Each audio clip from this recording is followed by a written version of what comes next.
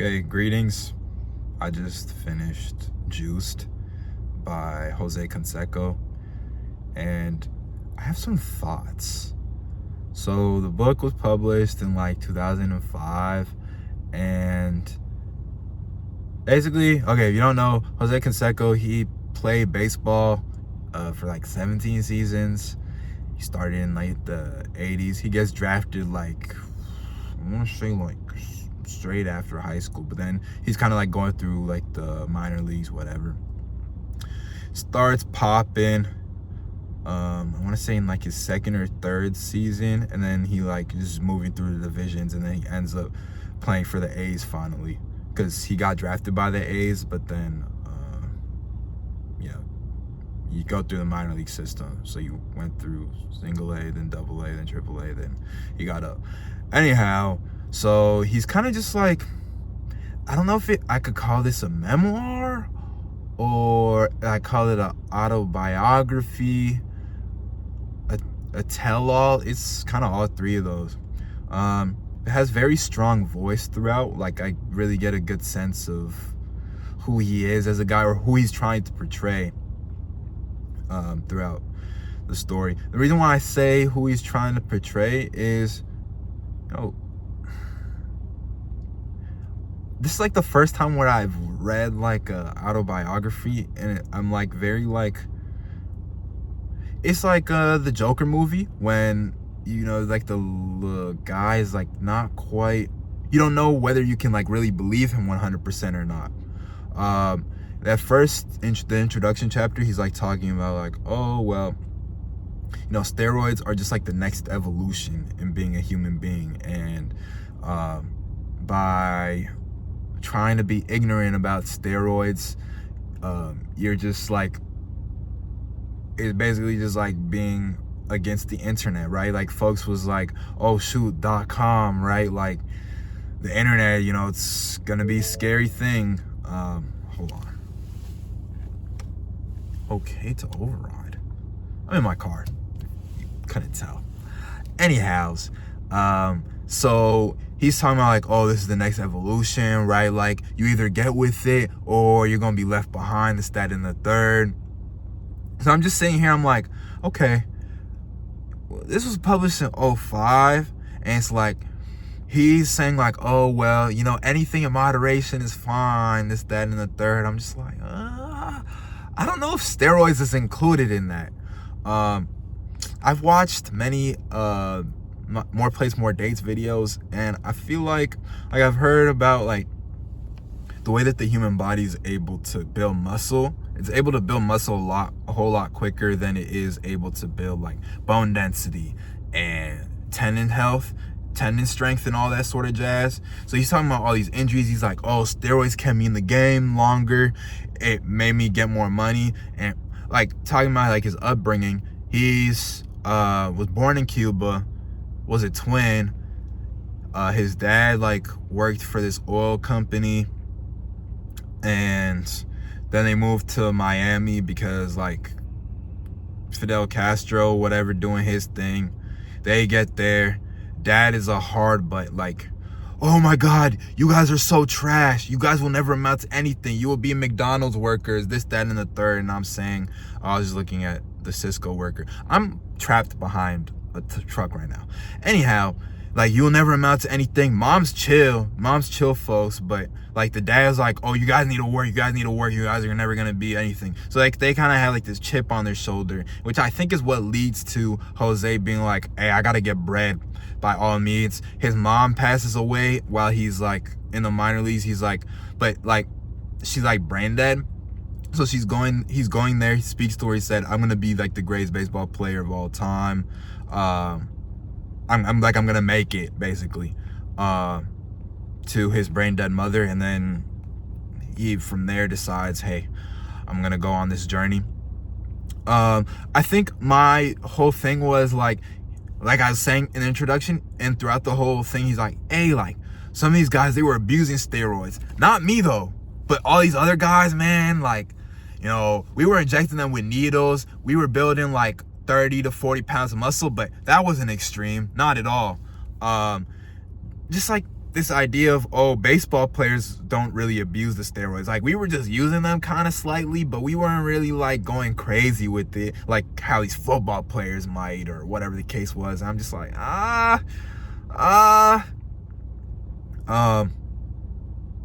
yeah, no, it's just like he was going into like not too excruciating detail, like the juiced part of it, like it was kind of like permeating through it all. But you know, he's talking about like his life with his wives, because he was married to this woman Esther, and then he married another lady named Jessica, who he had his daughter Josie with, or whatever the case was. No, that is the case. He talks about, yeah, he was like really into cars, so he would like go driving, whatever the case is. So there's a couple of chapters of him talking about like, oh yeah, I gave Jessica the car to drive, and kind of like, wow, hold on. But I think this is interesting. So the way that he met Jessica was, she was a Hooters waitress. He's like, oh my gosh, she's so fine. Then he starts like running game, whatever. He's like, but she wasn't like quite too into it. But then like the first link, he ends up spending $7,000 on her at the mall, or whatever the case was. And I was just like, dude, like, me personally, that wouldn't be like how I feel like I would go about things. But hey, like, at the end of the day, did he though? Because they end up getting a divorce. So Esther he separated from, and then he met Josie from that, I believe. Oh, no. What it was, because Jose was, Madonna like the singer. Madonna was trying to like holler at some sort of Cuban guy.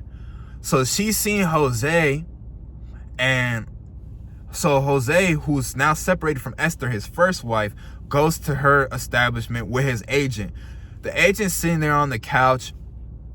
They go upstairs. They're like, she had a movie that was coming out. It was some craziness.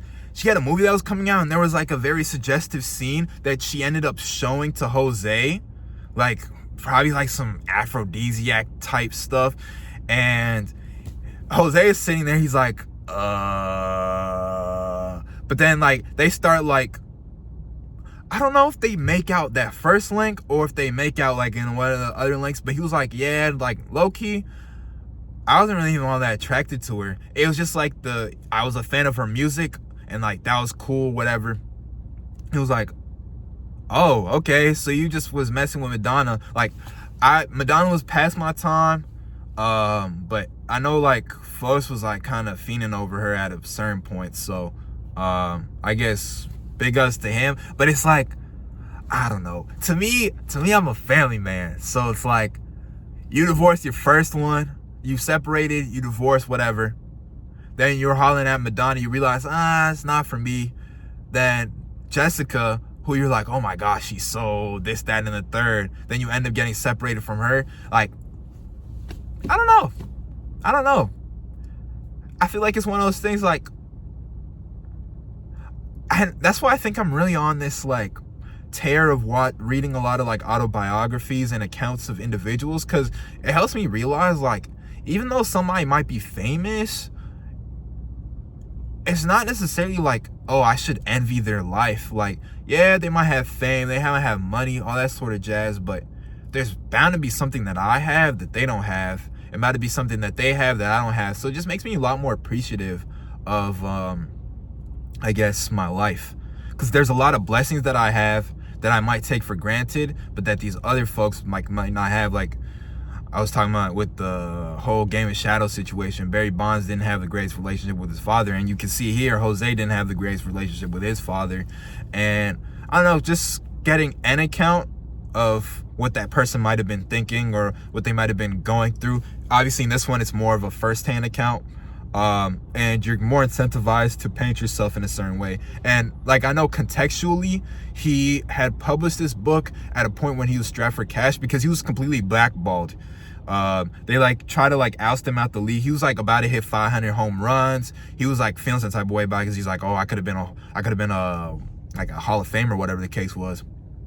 So he got ousted, wasn't really getting jobs because it's like he calls himself the grandfather of steroids, which is like he was putting everybody on in the league, and that's what makes everything so compelling. He's like, oh, okay, like you're the reason why the MLB's making all this money now, because you get McGuire hitting his 70, then you get Barry Bonds hitting his 73, and it's like, okay, now you get a lot of people doing home runs, whatever. But now, like, you're paying these people millions of dollars, and the MLB's trying to, like, save money, whatever the case is. So that's the reason he's saying. And then at the end there, he's talking about, like, oh, well, all these baseball teams, all these baseball teams talk about, oh, you know, we're trying to field the best team. But a lot of times they be capping. What it is they want to keep getting money. They want it to be like a viable business option, but they don't really care about the fans. So sometimes they'll be drafting people or picking people up that, you know, aren't going to get you wins. But it's because what it is that they want is to keep things less expensive. And they know, like, if you want to pay for top talent, you got to have to pay top dollar for it all. So they're trying to bring the steroids thing back in. So it's funny looking like 20 years after the book was published and seeing like, okay, like, have things changed? Like, I don't think the millions of dollars, I think there's a lot of people still getting paid a lot. I don't see, like, when I see like a Shohei Ohtani, like, to me, he don't really seem like he's on too crazy. Maybe, I don't know, folks could be doing like EPO or something like that. That's just gonna help you in your recovery and all that sort of jazz. I know, like, the whole Tatis situation, but, and I think the thing is too, like, I haven't kept up with football that much either, but like, I don't think a lot of those issues that were kind of brought up necessarily, like the Pandora's box hasn't been like stuffed back in, if that makes sense. You know, it's just one of those things. Back to what he was saying at the end. He was saying all these guys, what it is, it's the teams, they just want to make it so that they're able to continue making money. They'll talk about, we fielded the best team that we could, all that sort of jazz, but sometimes it's more about the money. And he's talking about, like, baseball is like the most pure game whatsoever, which I find funny. He says, like, baseball is the most pure game of all time, but it's like the brotherhood of all these different owners. He's saying it's not just the one people or like the people at the helm, because everybody needs to be in complicity with it all for it to work. So he calls it like the brotherhood of people making the decisions. And I don't know, I think because I'm somebody who's like, I conspiracy theory sometimes. I'm like, oh, it's just this one group of people or this one person that's controlling it all. But it's like, no, like, he's low-key right. Because when I think about, like, when guys are talking crazy about women, or like we're just like co-signing a lot of like weird behaviors, like, it's never like, oh, it's just this one person that's doing it. Yeah, there might be one main person who's like really pushing the envelope, but really what it is the fact that nobody in the group, when the person's talking, when the person's yammering their flappers, they're not actually like saying anything to stop the person. So yeah, it's one of those things, because like Jose, he definitely like ratted out, and then it like turned him into even more of a black sheep, where like now he's seeing like his former teammates like becoming, or like other people who were like known dopers basically, who are now getting jobs in the MLB, and he's not able to do the thing. And I also think it's interesting too, yesterday I searched up what was it? This was this ESPN article from 2010, and he's talking about 5 years later now. He's talking about like, yeah, no, low-key, I wasn't even that invincible. Like, I'm infertile now. Like, my hormones and all that sort of stuff are messed up. And like these guys, because he was saying in the book basically like, oh, well, taking steroids is a way to make money, especially if you're a poor kid from like DR or something like that, or Cuba, and you trying to like make it so that you're able to make it to the next level. Like, it's a no-brainer. Like, if you were born in poverty, like, you just got to be able to do it. You know, he's like, no, these kids, they got to know, like, oh, shoot, like, we shouldn't be hopping on stuff. Like, you can be a pro ball player without it. So I just find it interesting that he changed his tune, but it's like, what human doesn't change their tune? So if anything, like, this book just helps me see, like, how human he is. I'm not gonna lie, like, the first time I've seen, like, a Jose Canseco thing was, like, anything related to him was a Vlad TV interview. I know, like, Vlad TV is, like, very questionable, but yeah, it was interesting there because, I don't know, I kind of felt like this vibe of, like, oh, he got kind of like this bravado, which he talked about in the book, how him going to prison for domestic violence, the way he explained it, it wasn't really, he, like, careened into a car that his wife was driving alongside with him. Like, they were on the road, they were both driving or whatever, careens into her. The cops come and he gets arrested. But then his wife's like, oh, shoot, like, no, like, that wasn't what was, I think they were separated at this point. But Jessica was like, oh, no, like, why are you trying to do that right now? Like, there wasn't, like, an intentional little careening. He ends up going to jail because, like, I think there was so many things involved there, but he ends up going to jail for 3 months. Then Jessica calls him, tells him, oh, she's talking to him. She's like, I'm in love with another man. Here's the man in the background. Bro said I have my first nervous breakdown. And he said, like, going to prison, going to jail is what, like, made him, like, really realize, like, yo, nice guys finish last. Like, that's one of the chapter names. Wait, hold on. Let me...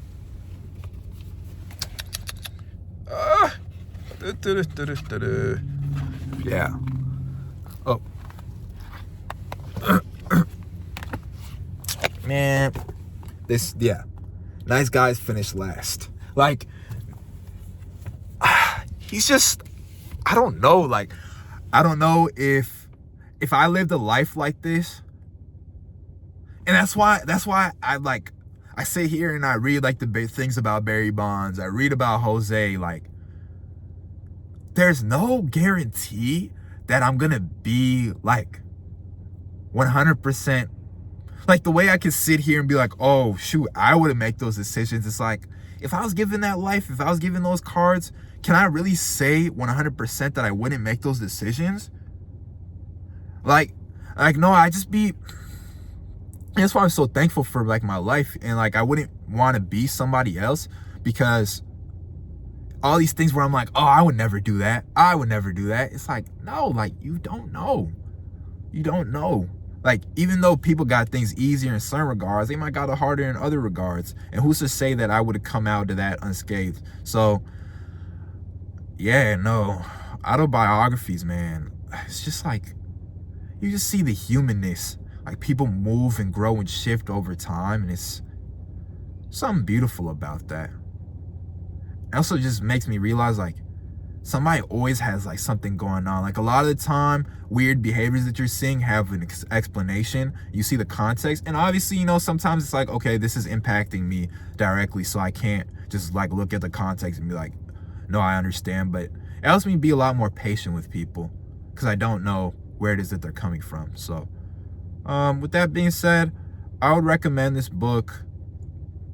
I don't know, Jose is a really, like, charismatic guy, and you just get, like, the sense of that through him reading it. It's like the uncle who, like, has done, like, a lot of craziness in his life, but it's like everybody turns whenever it is that they're talking about their stories, because it's like, you know that they really experienced things. So yeah, no, I would definitely recommend this as a read. Yeah, this has been cool. This is another book review with Bangali, and you all have a wonderful day.